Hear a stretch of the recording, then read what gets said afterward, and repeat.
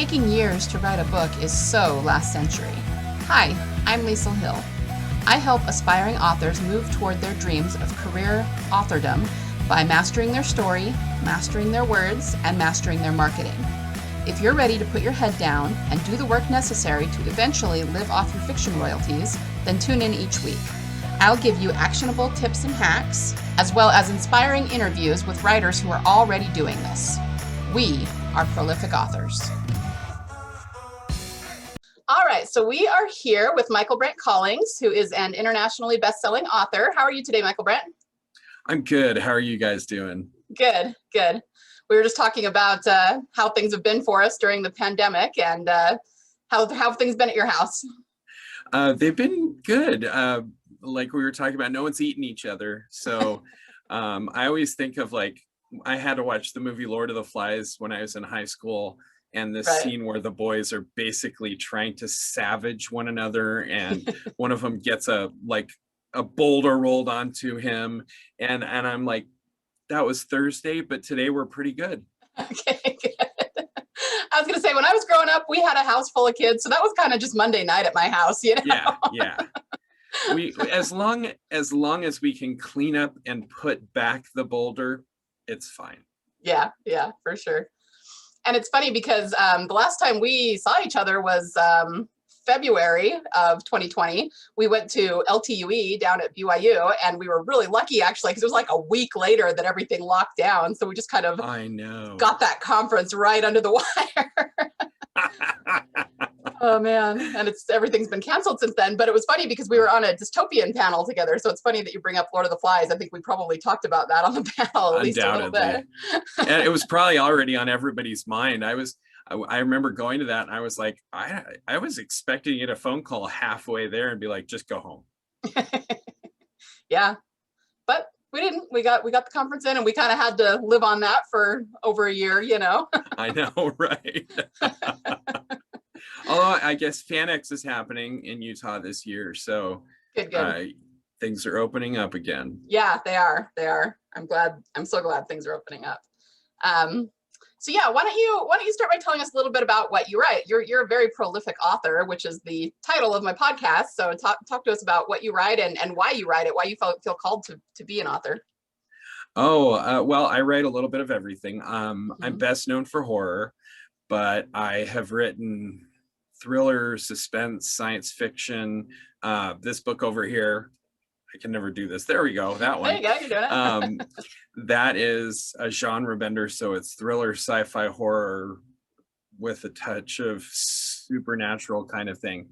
And I've written about, gosh, I think I'm somewhere between 40 and 50 books at this point. And as far as, it's funny that you say, like, why am I called to write? Because I don't feel like I am. I feel like I genuinely tried to be successful at grown-up jobs, and this is just the only thing that I've ever been able to pay bills with. Well, hey, that's kind of a calling, right? Yeah. I get, my calling is to suck at everything except for this. I guess that's legit. It is.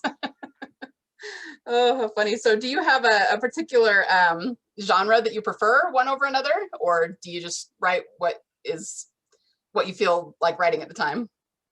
Well, a little of both. I mean, I am best known for horror.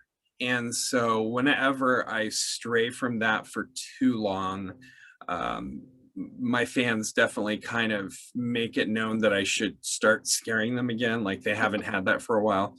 And I have a couple of, I have a popular series called the Stranger series. And it's about a bad guy who is, picture Batman on steroids. Like, if Batman was really aggressive, this is the main character of that series. And he goes around and fixes bad people and makes sure that they learn their lesson. And if he has to kill them to do that, that's the price of a good lesson sometimes. Right. And so when I stop writing that series for too long, I definitely get emails. But other than that, it's kind of, I get to write what I am excited about. And I've been very blessed to have a fan base willing to sort of follow me around on that. Yeah, I was going to ask you about that because I don't write as many genres as you do, but I write 3, depending on how you look at it, maybe 4.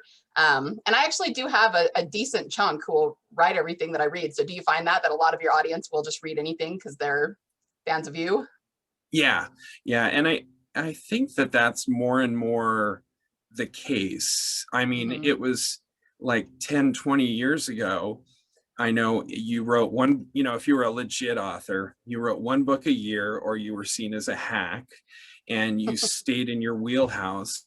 And I think that was as much because your publishing company didn't want to have to figure out how to get you on a different shelf at Barnes and Noble. Right. But now the shelves, you determine them by putting, here's the shelves my book belongs on, and you do that yourself. And Mm-hmm. more and more people, I think, are looking for an author that they can trust.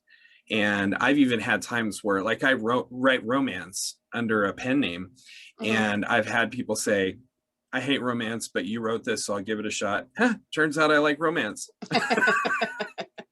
So you're opening readers' minds as well as them being open-minded enough to follow you, Yeah, and the flip happened actually. When I had a fan email me and say, I bought my mom a Kindle, and she only reads, what was the word? It was like aggressively trashy horror novel, or romance novels. Like, she just hates them. And so her mom couldn't figure out how to work the Kindle. So my fan says, I put a bunch of romance on and then snuck in The Loon and the Deep, which are 2 of my horror titles. And she said, my mom has read 6 of your books in the last 3 weeks. Nice. So yeah, it's nice to be able to kind of broaden people's horizons, because there's so many good stories everywhere. And it kind of hurts my heart when someone's like, I only read this kind of book. Mm-hmm. That just says to me they've never read a good example of a different genre. Right. Yeah, I agree with that. I totally agree with that. So in terms of your Stranger series, I have not read your new one, Synchronicity, but I read Stranger Still, and I think it was at the end of last year. I remember it was during 2020.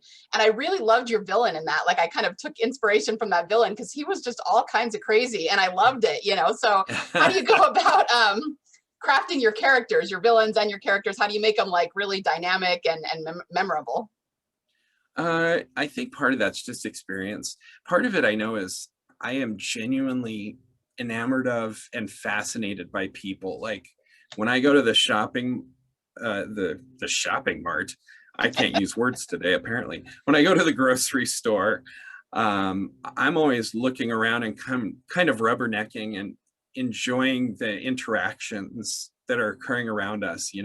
I'll notice a boyfriend and girlfriend who are young and obviously kind of awkward, but still really into each other, and trying to figure out if this is a real date or if going to the candy aisle isn't sufficient. And, looking at grandparents with little babies they have kind of forgotten how to deal with, and things like that. And I love watching that stuff. And I think some of that enjoyment of others translates into the stories. And I think some of it too is just, I've been around literature for so much of my life. My father was a creative writing director for a university, and it infects you. You become sort of aware, not just of the imagery and of the story, but of the sound of the words, and sometimes making something interesting, and dynamic is nothing more than a process of saying, how can I take this moment and make it completely different in 2 sentences? How can I adjust language to turn this from joy to terror? And when you're doing that with a person involved, that scene becomes your definition of them. These people only exist on the page, and your brain kind of fills in the dynamism as long as I'm giving you a little bit of a springboard to work off of. Right. So not putting in so many details that the reader's imagination can't fill some of it in, right? Yeah, I think it's important to be clear. And also, I think it's important to say, like, for new authors, no matter what, you're going to get ripped, because you can see reviews for a book of mine that are like, this guy describes every rock in the desert. How can he do this? And then 3 reviews down, it's like, this guy doesn't know how to take his time and do any kind of description or character. We're just going from one thing to the next. So no Yeah. matter what, you're not going to make everybody happy. But I Right. think the biggest things, if you're going to really kind of lock down a scene, you want to have a sense of the geography, where everything important is in the room that you're in, Hmm. and who is there. And obviously, you want to put some characters together that have some life to them. And again, that people are irrational seeming to us. You know, how many times do we say, oh, that person's crazy? And Right. what we're really saying is, I don't understand how they came to this conclusion that they're operating under. Hmm. And you can do that in books. You make the person do something that does not fit, that's inherently jarring, and then you get to explain why. And that Right. rationalization, you know, the interesting part is where you do something surprising. And then the connection part is where you teach the reader, here's why they did it. And to them, it wasn't surprising. To them, it was this character's only possible choice. Right. And so you get something that's interesting, but that still makes sense and is still approachable. Yeah. And that's actually the best way to hook the reader all the time, is to start with the surprising thing, and then they want to know why or what happened, and so they'll keep reading. Yeah, definitely. And what about your plots and your actual, arcs? Do you have any particular tips or tricks you do for those, or are you a plotter or are you a pantser? We should go into that. A little bit of both. Both, okay. Some books, if it's a mystery with a twist at the end kind of thing that I need to build to, and it's got a lot of moving parts in it, then that one I'll tend to outline out. I wrote a humorous urban fantasy mystery called The Longest Con, and that one, you know, had a 10-page outline kind of thing where I really had to hit every beat. And I Right. remember my poor wife walked in for one of my books, and I had moved every piece of furniture in our living room to the sides, and the whole floor was covered in note cards. And I'm just like putting them all in the order because I knew everything that had to happen, and now I have to put it in the right order so it's interesting and, you Right. know, surprising but not confusing. So sometimes I'll be very detailed. Other times I'm kind of like, I have a general idea. Hmm. I'd really like the good guy to win at the end.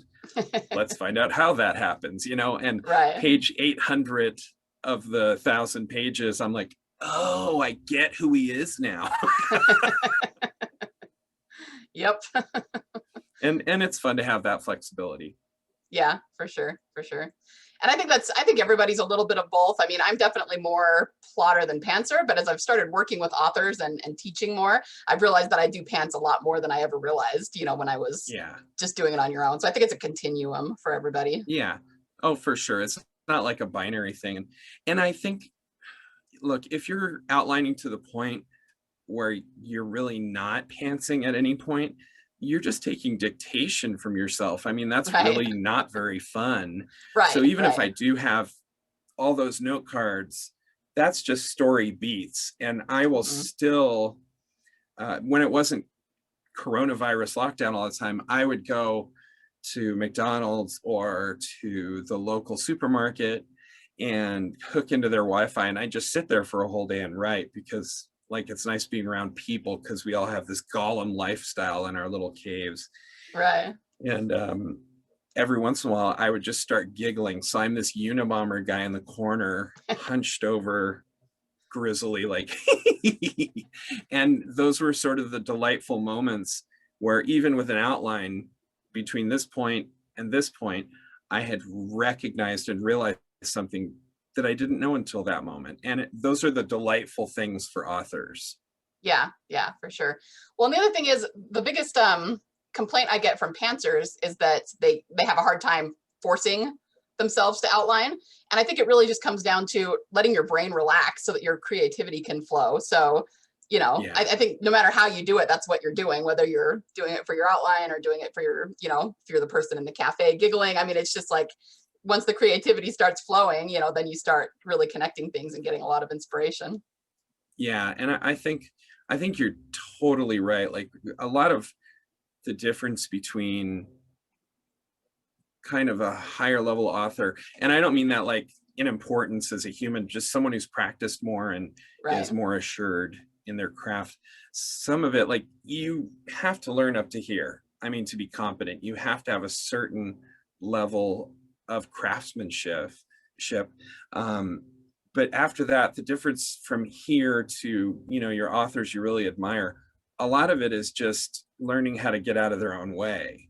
They've Right. got the skills at this point, and the rest of it is just practicing and honing to the point that the stuff they already know just explodes out of them.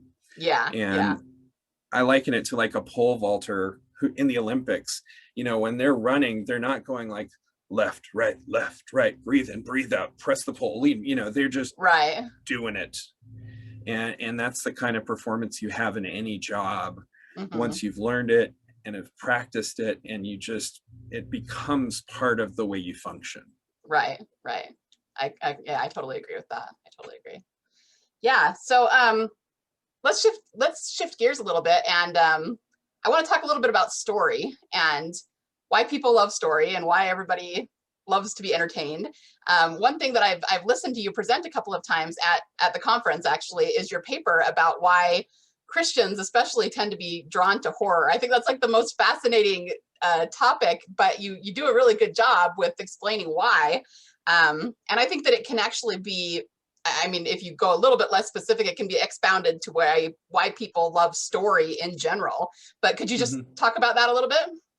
Sure. Well, as far as just a quick précis of the Christian horror thing, Hmm. or religious person, even, you can broaden it out, Right. because a lot of religious people, devout people, they're like, I hate horror.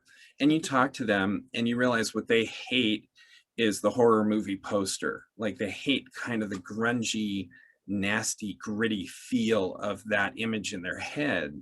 But then Right. you discuss what horror is, and you realize it's I mean, like anything else, it has the potential to be a moral sinkhole. Right. That's a determination made by the author. Hmm. But horror is potentially the most moral of all the genres. People say, why do you like horror? And I say, because horror is the genre of hope. It's the one where everything's terrible. And if you work really hard and make the right choices and have a little bit of grace, sometimes, from deity reaching down to help. I mean, Stephen King's famous for that. So is Hmm. Dean Koontz. And sometimes grace just meaning you find the strength within yourself. And that's something that connects with religious people.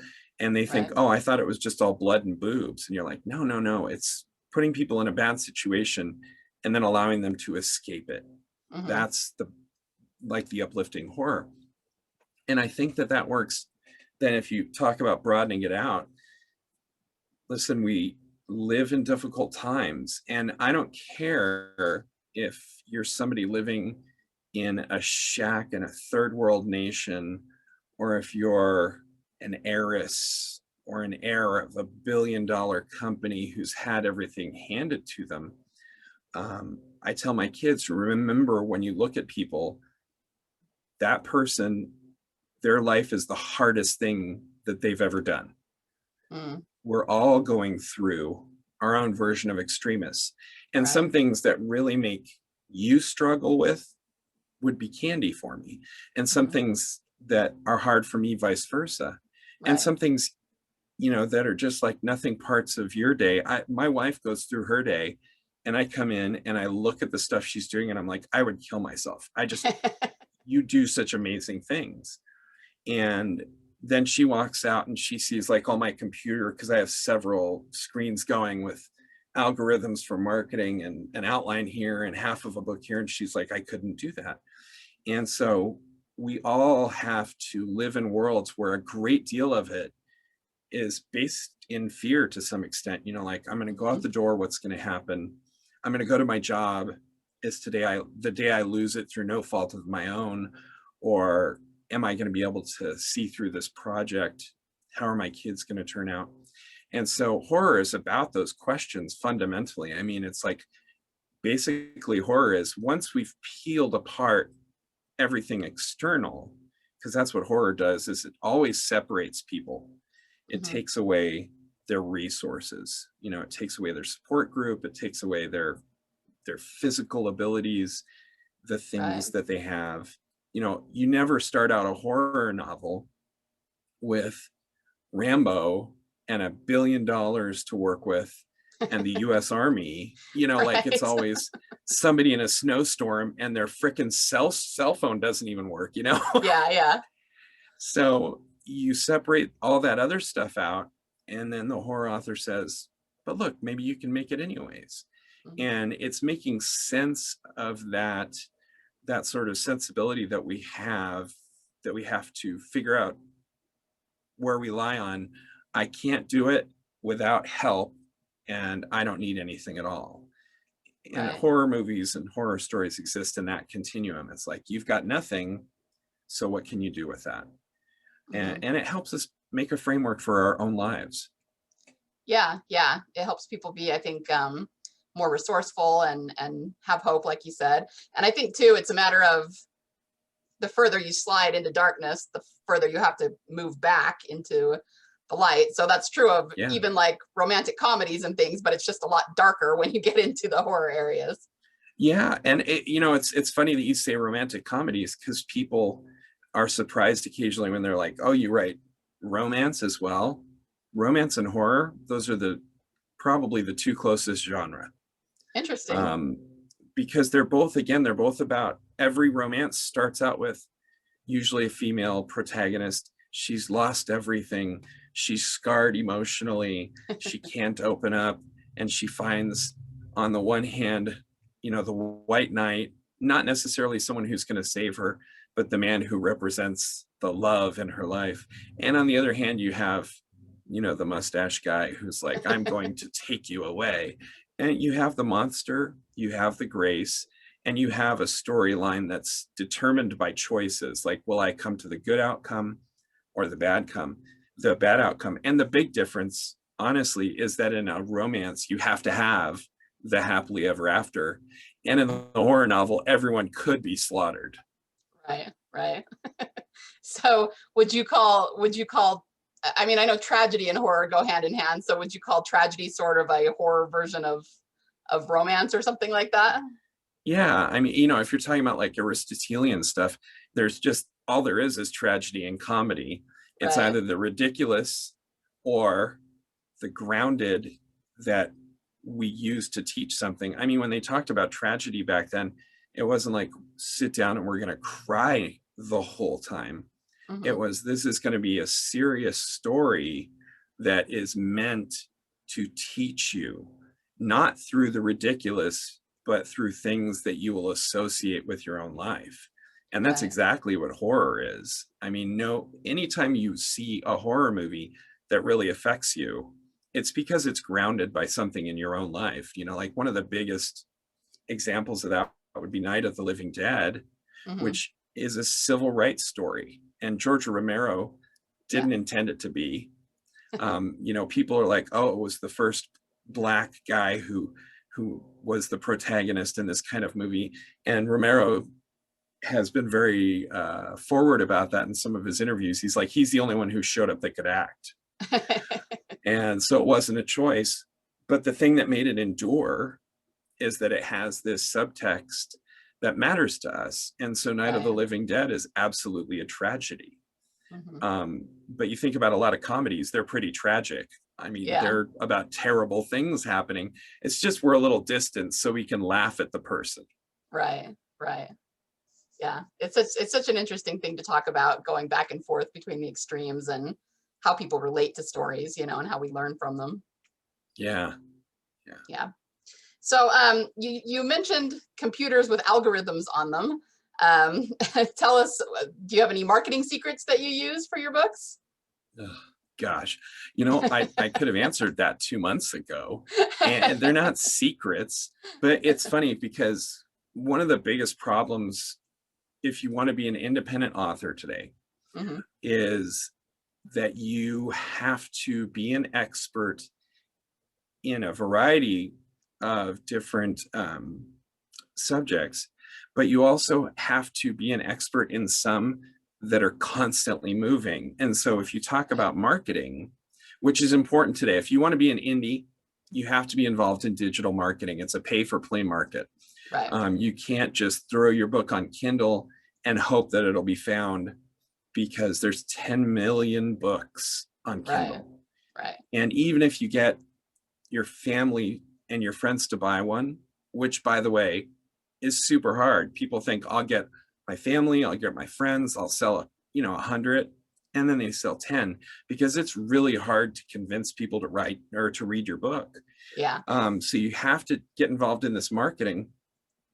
2 months ago or so, Apple announced it's not sharing information with Facebook anymore, unless people opt in. And we all know, whenever it says, do you want to share data? Nobody's like, yeah, absolutely. Look at my computer. And so Facebook's ability to target people has been very effectively hobbled. And people say that's because Apple's taking privacy concerns seriously. But I also suspect it's a chance to look like a good guy and also destroy one of their big competitors. Right. And you have to deal with that kind of thing, because what worked 3 months ago, there are ads that I have that were just hugely well performing. And then 3 months ago, this change happened and it was like, it just dropped off the cliff. So there's no secrets, but one thing I do encourage is, if you're serious about this, you have to really open your eyes, meaning not like I'm going to go out and look at a specific topic. The problem with that is you can never look at something truly new. If you go looking for a topic, you already knew about it. Yeah. And you have to be willing to read Facebook. And if I see that you, for instance, were on a podcast, even if I can't listen to it, I'm going to go check it out, because maybe that's a good podcast for me. So if one of my buddies shows up in a review on this website, I'll just take a look at the website. If somebody mentions, that's an author friend, a word that I don't know, I'm not going to just skip it. I'm going to look that word up and see if that is, some algorithm assistant. There's things that literally claim that they'll analyze your Amazon ads in real time and make adjustments to maximize your return. And usually that's baloney, but if I see something, I'm still going to check it. And so you really do have to be willing to spend some considerable time sifting through chaff very carefully, and instead of just scrolling your Facebook wall or your Twitter feed, paying attention for buzzwords and for things you don't know and going, I'm going to click this. Yeah, for sure. So are you wide? You're on all platforms? I was until right after coronavirus hit. Okay. So when everything really ramped up, you were talking, we were at LTUE, and which is Life, the Universe, and Everything, which is the best writing conference if you can get to it. And I always want to plug them. It's such a good conference. It is. It's really good. We went. It's wonderful. And we come home and everything shuts, and the bottom dropped out of the economy, and everybody was terrified. And so my family and I, we're not making a vaccine, but we wanted to help to the extent we could. So we said, well, let's make entertainment as cheap as possible. And we still have to pay rent, obviously, but what can we do? And so we took all of my books, except I think there's 5 that are wide, because I do want some out there for people. But we took them all off the other platforms and put them on Kindle exclusively, so that they could be Kindle Unlimited. Yeah. And so people could read as much as they wanted for $10 a month, and also put everything on massive sale. Like, we put it on for 99 cents, down from $5. And we figured we'd be able to do that for, I don't know, a month, before it hit us, because that's about a 90% royalty hit. And it was really a nice thing. People are like, how are you holding up with all the lockdown and quarantine and the craziness? We've seen such amazing examples of kindness too, because we just tried to do this little thing and thought, we'll keep books on for 99 cents for as long as we can, 3-4 weeks. Mhm. And it was 7 months before we raised the price at all. And Wow. it was because so many people were like, this is so nice of you. And they told their friends, hey, there's an author who actually gives a crap. And everyone started buying these books. And even now, it's been a year and 3 months, I think, since we did it. And we're still at $2.99. So we're still at almost 50% off, just keeping the sales going because people are sharing that there's somebody, an author who really wants to help out. Yeah. And that was such a surprising thing. And it was in no wise our intention. We weren't like, this will be a great way to broaden the brand. We were just trying to do something nice. Yeah. And boy, it came back and we got smacked in the face with 10 times more niceness than we ever managed to put out there. Well, that's good. That's a good story to come out of the pandemic. Yeah. And there's lots of those examples. There Right. really are. Yeah. Yeah, for sure. Cool. Well, are you planning to take them back up to full price anytime soon, or are you just kind of waiting to see what happens? Yeah, it would, as much as I joke about like, it would be nice to be super rich, and drive around in my solid gold Porsche and stuff. We would really like to leave the world a little better than we found it. And Right. so we've kept the books on sale. At some point, will they have to go back up? I don't know. Maybe not. We're just kind of taking it day by day and hoping that we can continue for the present at least to afford to keep them cut. And even if we had to raise it, it wouldn't be back up to the full $5 again. We'd bring it up as little as we can. Yeah. So we really have enjoyed participating in the universe. As much as we're Mhm. cut off, I have a newsletter list, which, by the way, you can sign up for there, and you get free books and stuff. And every time I sign off with something like we're alone, but it doesn't mean we're apart. It just means we have to figure out new ways to hold on to each other. Mm, And that's I nice. think that's a valuable attitude to have for anybody, and particularly in times where we are so divided and apart and scared. Yeah. And it's done nothing but wonders for my career to be just trying to be generally nice. Yeah, for sure. And I think that's good advice all around, even when we're, like you said, even when we're not in pandemic times, just going the extra mile, being nice to people, being cool to your readers, that's going to go a lot farther than trying to be too professional an author and not doing those things. Yeah. And again, it's like at the beginning I said you have to have like this level of skill, but then the difference is just getting out of your way. And so Right. you've got all these people that are pretty similar skill levels, and a lot of people really now you can get to know the author, maybe not be besties with them, but you follow them on social media and stuff. Right. And it's like, am I going to read this person's book and very good book, but he's kind of a douchebag, or this person's book, which is equally good and she's awesome, Yeah. and people are going to make a choice based on who you are and who you Yeah. present to be. Yeah.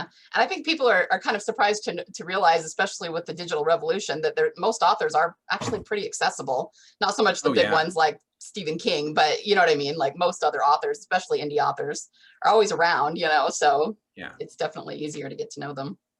And that's one of the reasons I like LTUE is like it's got world level talent that shows up, and in between the panels they're sitting in the hotel lobby just kind of chatting with whoever comes by. Right. And that is a big difference between high level author and a high level actor.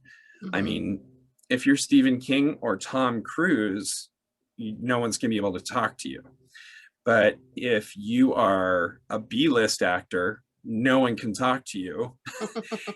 And if you're anyone under Stephen King, they'll probably be able to talk to you. As an Yeah. author, authors are we all suffer under kind of low self-esteem. And anytime someone comes up and is like, I love your work, you're like, oh, Yeah. tell me more. You just became my best friend. I know. It's true. And I know you like me for me, because if I was attractive, I'd be the actor. Oh, it's funny. So what do you ever notice any big mistakes that, authors who are up and coming, who are kind of trying to figure it all out, what are the big mistakes you see them making? Oh gosh, which are all the mistakes I still make. Because you never stop making those mistakes. Yeah. Probably a couple of the biggest I'd say are they focus on marketing too much. Mhm. You do have to focus on marketing. It's just reality. But you also have to have a product. If you're Right. selling an empty bag, you're just selling the bag and air, and no one's going to buy that from you again. So the fact that I have 40 books is helpful to my marketing. And a Right. lot of new authors are like, we're going to write a book and then spend all our time marketing. I go, no, no, no, no, no. You write that book and spend 99% of your time writing. And Mhm. then for the second book, you drop that down to 95. And now it's like, for me, it's 50-50, but I have Mhm. 2 hours of emails to answer every day. And I Right. have all this digital stuff happening, and unless you're spending thousands of dollars on Facebook every month, which you shouldn't at the beginning, you don't have Yeah. that. Focus on your writing, Right. focus on getting that product. And then another thing is just to be aware of your audience's time. And by that, I mean, when I'm at Comic Cons, I'll very often buy a table or rent or whatever, a Mhm. space, and I'll sit there and I'll sell my books. And there will always be authors on the other side. And this author has 3 titles on theirs, and I've got 30 because that's the most I can fit on my table.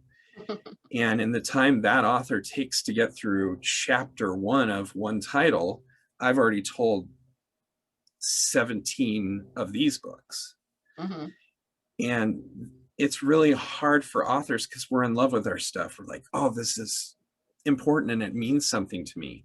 Mhm. But it's like baby pictures.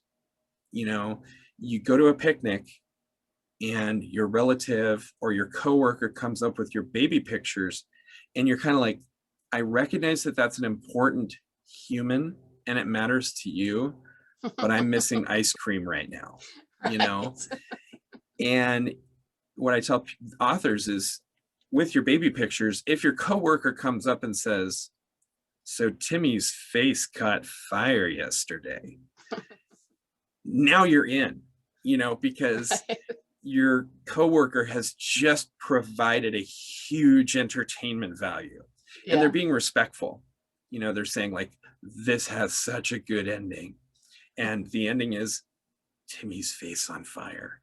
And then they can back it up for you. They can go, okay, like, okay, the story starts 9 years ago in the fallopian tube, and you'll stick with it Right. because Timmy's face is on fire, you know.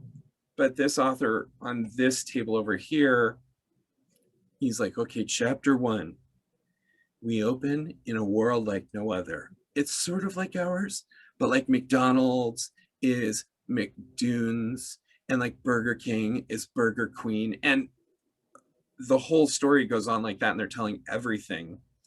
And I've got like one sentence for this book, and one sentence for this book, and one sentence for this book. And so you're being respectful of your reader's time. Mhm. You're saying, instead of like, I'm going to sell you my magnificence, you're saying, how can I help you? What are you looking for? Oh, I want Right. a scary book. Oh, okay, great. Do you like demons or serial killers or ghosts? I like serial killers. Oh, okay. I have a book called Strangers. It's about a family that wakes up in their house. They've been locked in, all the doors and windows are sealed, and there's a serial killer in there with them who wants to have some alone time. And I have just, instead of selling them a book, I've found out what they want and said, Mhm. here's what I can give you in that area. And they'll either immediately say, that's not something I want, or they'll say, oh, that sounds great. And I've literally either made the sale in, under a minute, Right. or allowed them to move along. Mhm. And even if they don't like that book, they're going to remember the author who was respectful of their time. And if their friend says, oh, I'm looking for a serial killer book, they should be like, oh, there's an author down there who's selling that book. And Right. that happens a lot. You get referrals from disinterested people because instead of shilling, instead of shoving your product down their throat, you're trying to find out what they need and if Mhm. there's a way you can help them with that. Right. Yeah, I love that you put it that way, because that's one thing that I do tell my clients sometimes is it's perfectly okay to write for yourself, and everybody starts that way, of course. Yeah. And of course you want to do it for you, but at the same time, if you want to make a business out of it, you kind of have to have a little bit of a mindset shift to serving your reader, whether that's through Yeah. genre or tropes or, giving them what they want. So I think that's a really, really good way to explain it. Yeah. And it makes it easier too, because it is inherently uncomfortable for most people to sell things, Right. because you're trying to convince somebody to hand over something important, their money and their time. One of which is irreplaceable. Once you pass by that minute, it's gone. And so Yeah. it's hard to do that. But anybody passing by an old lady in the street or an old man in the street who's like sitting on the ground crying because their tire has popped, like, we have no compunction or embarrassment about pulling over, even if we can't fix the tire, and just being like, are you okay? What can I do for you? Hmm. And if you can put yourself in that mindset as an author, where you're saying, look, I am writing these books, and because I'm a business, I will write books that will help a segment of the world. Yeah. I'm going to help people looking for synchronicity, for science fiction, horror, thriller, genre benders. And I'm going to write the book in a way that is well executed, it's competent, it's fun, it's an escape. And when I find somebody interested in those things, I will say, here's the book. And it's a $10 book, and I'm selling it for $2.99 or 99 cents or whatever. Hmm. And that way you are helping them with the thing they were already looking for, which is the entertainment of that kind. And you're also saying, plus I'm giving it to you for less than it's worth. Right. And so if you can elevate your level of writing to that point, I get people very often, and this isn't bragging, I think I do, I'm not being falsely modest, like Stephen King, Dean Koontz, they are the masters. And when somebody says you're just as good as them, and some of my fans say that, I say thank you, and I hope they believe it. But I don't. But if they follow up with, you should charge more because they're charging $14.99, $9.99, my response is, why in the world would I do that? That's a great sales technique, is to be able to say, look, I'm giving you a $15 book for $3. Right. Right. So you're continuing to help people throughout the process. Yeah. Yeah, for sure. Well, and I think it's important too that, Stephen King and Dean Koontz, even their volume isn't what it used to be with the digital revolution and everything. So, Yeah. you Although may be I'll tell you, moving more books than Stephen, some of the big ones, that is surprising for people, is I don't have the word New York Times bestseller, but I am a #1 bestseller on Amazon, Kobo, Nook, all of this, in most of their top level bestseller lists. I've charted, and I've been a top 100 overall many times in those stores.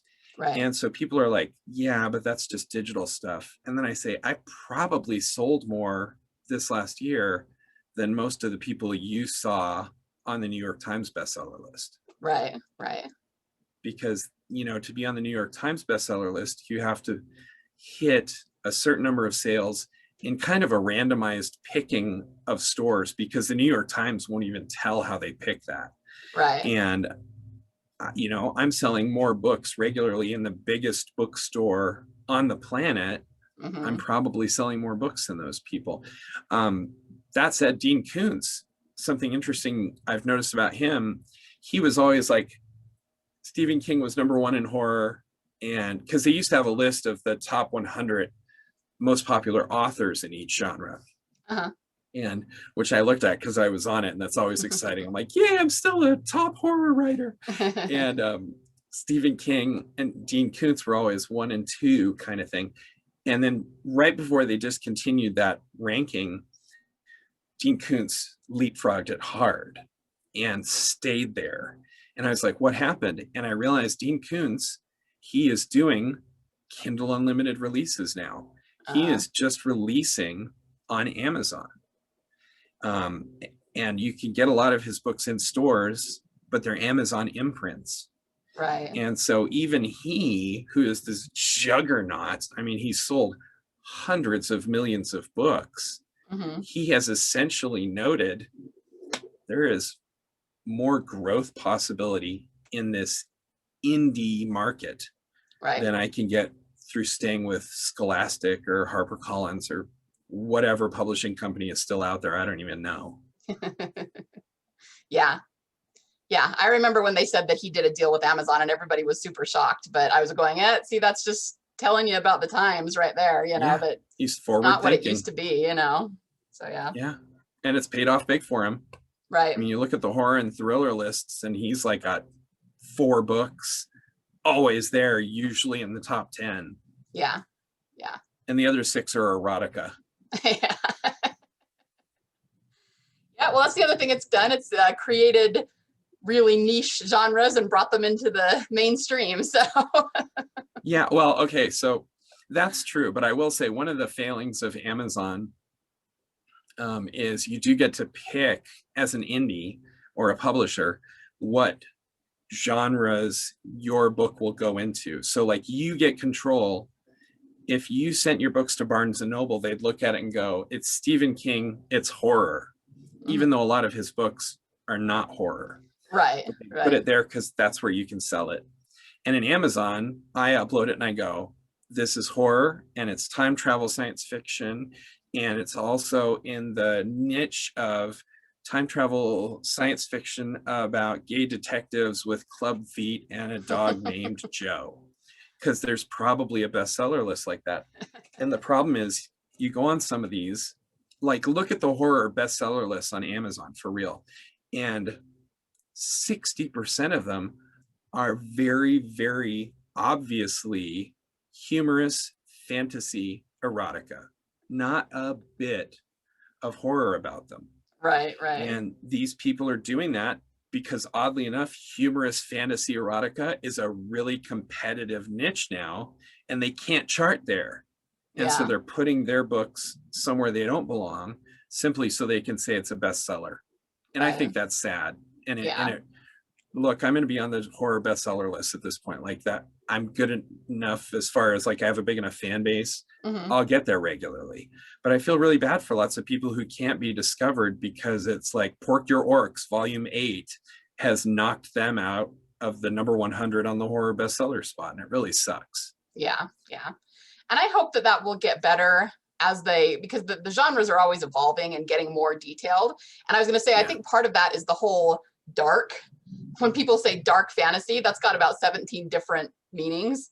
And so, and one of them is erotica. Sometimes people say dark and that's what they mean. And I never even thought that, like, until I started going into like dark romance lists or whatever. And then I was like, whoa, that's not at all what I was thinking that it was. Totally different darkness. Yeah. So hopefully they will figure that out eventually. But for now, I agree. It's unfortunate that happens. Yeah. And for new authors, don't do that, because here's the thing. You might get your little bestseller, tag that you can put. But first of all, most readers are getting pretty cagey about that kind of thing. Like someone will point at my book and it says #1 bestseller. And I will pretty regularly when I am visiting cons, they'll be like, bestseller of what? Like they know how it works.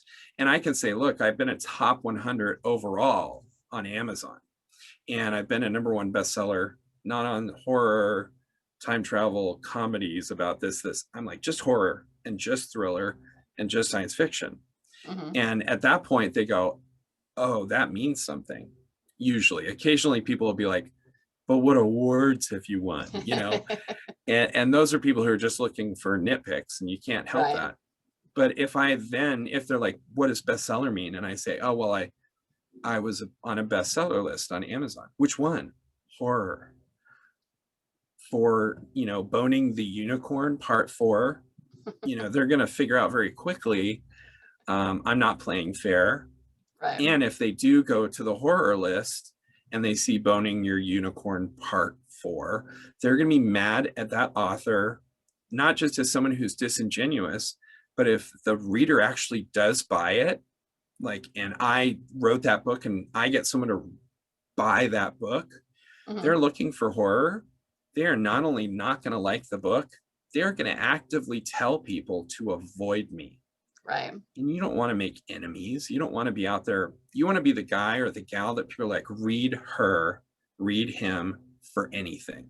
Right. You don't want people actively being missionaries of your anti-church, like whatever you do, don't read Michaelbrent Collings. Yeah, That's just not a good thing. Yeah, for sure. Good. It's good stuff. All right, so how about, I'm gonna throw you kind of a curveball question here. You are on a 6-hour flight and you get to sit next to any author, alive or dead. Who would it be and what would you ask them? Oh my, assuming that they speak my language and stuff? Yeah. Assuming, that you can communicate. Okay. Let's see. That is a good question. I mean, like, it's funny because most of the authors who are alive that if I wanted to talk to them, I probably could, because it's actually a small group, you get to know everybody when you go to conventions and you're like, oh, I've seen that person 82 times. We'll say hi to each other. So it'd probably be a dead one. Let's see. That's a good question. I'm going to sidestep it and I'm going to say it would be Abraham Lincoln or Winston Churchill. Okay. Both of whom wrote stuff. They're not like known as book writers necessarily, although Churchill wrote the definitive World War II history. But they're both just big heroes of mine. Yeah. And I would love to sit next to them and just enjoy that experience. Yeah, for sure. Well, and I think they were both big journalers, weren't they? Yeah, well, everybody was back then, probably because you had 3 alternatives once the sun went down, and 2 of them involved having more children, and you got to take a break sometimes. Yeah. It's true. Good answer. Cool. Well, thank you so much for being here with us today. This was a super fun conversation. Thank you. I appreciate being here. Yeah. You have any last minute advice you want to dispense to anybody? Not really. I mean, just the only thing is just to reiterate, right. If you're interested in this as a profession, you have to write. There are professions where you can get along with no skill and lots of sales. Like, I'm going to be honest, I used to be a lawyer, and if you can bring in $10 million of business a year, none of the partners care if you're a good lawyer. You're going to stay at the firm. But this business, if you're an indie, you can't just sell stuff, because there is no author in the world who can afford to support themselves selling their books. What you have to do is you have to get other people to sell your books. And the only way you can do that is to get them sufficiently invested in your career. And you can't typically do that with one book. They're invested in your longevity. And so write. Get your books better and better, get them out there and offer them as that service, not as a sale, but as something you can do to make their lives better, less expensively than other people would do it. Nice. Yeah, I like that a lot. So where can people connect with you and find all your books? Well, again, the easiest way, there we go, that thing. Just text books to 66866. Standard messaging charges apply, blah, blah, blah. But then you'll be on my newsletter. And it's a fun one. I have about 30,000 people on it. So it's nice. Fairly popular and people enjoy it. Or you can just text or Google my first name, Michaelbrent. I'm the only Michaelbrent in the world. So you'll find me easy. That probably won't last long, though. Some of your followers will probably name their kids after you. No, I can't imagine anybody would be that horrible. Oh, sure. I'm sure they will. Oh. All right. Well, thanks again for talking with us, and good luck with all your writing and everything. Thank you. You have a good one. You too. Me again. Before you go, if you found value in this episode, I would love it if you could leave me a review.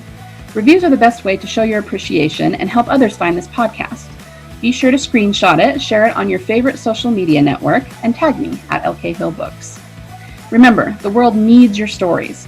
Only you can change someone's heart with your fire-breathing dragons, your mind-blowing mysteries, your epic romances, and your intense thrillers. So join the revolution and be a prolific author.